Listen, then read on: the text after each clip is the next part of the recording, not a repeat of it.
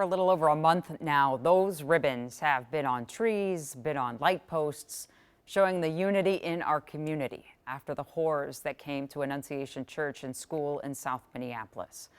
And now that effort has migrated to St. Paul. For the woman behind it, the timing and the location are both intentional and personal. Here's Kent. A ribbon tying marathon has been underway in St. Paul ahead of that other marathon this weekend.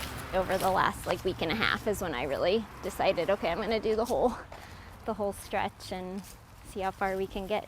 Kristen Lyric lives in St. Paul, but took the baton from neighbors in Minneapolis, who weeks ago began honoring the victims of the Annunciation shooting by making blue and green ribbons however they could. Plastic tablecloths from Amazon. Kristen isn't exactly sure how many she's tied over in St. Paul. A lot of people have asked me that. It's got to be hundreds and hundreds. But her mission to line the St. Paul side of the Twin Cities Marathon course is personal.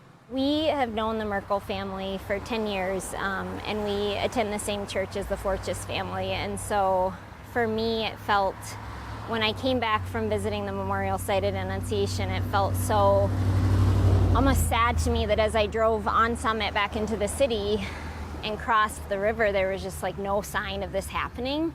And I just felt like if we as a city right next to where this happened aren't showing how much we support them, then how are we supposed to make any change with this? We can rally together. Dean Orton, president of Twin Cities in Motion, said Annunciation victims will also be honored near mile marker 9 in Minneapolis, which is just a couple of blocks from the school. We helped them get some signage, some balloons.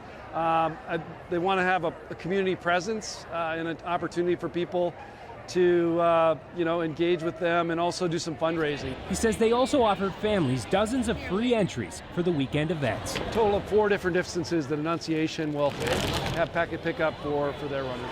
Kristen says Jesse and Holly Merkel, parents of 8-year-old Fletcher, who died in the shooting, will be among those taking part. My husband and Jesse have ran probably upwards of 15 marathons together over the years. They're both part of El Jefe Running Group, which is also currently helping Kristen get her mission across the finish line.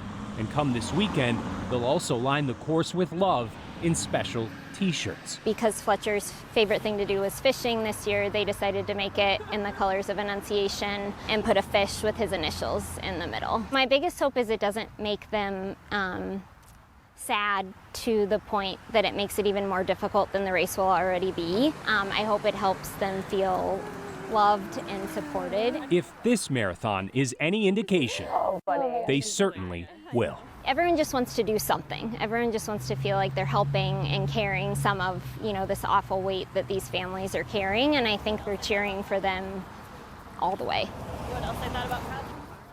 Kristen says she has gotten a lot of questions from her St. Paul neighbors during her ribbon tying in the last week. She says she was surprised how many people didn't know the meaning behind those ribbons initially, but she now carries extra because after telling them about it, many want to do it in their own yards. And that's really what we're talking about here. Right. You see that community support and it grows. Yeah, that's exactly the point. And I think it will motivate those runners. It'll be beautiful. Thanks, Kent.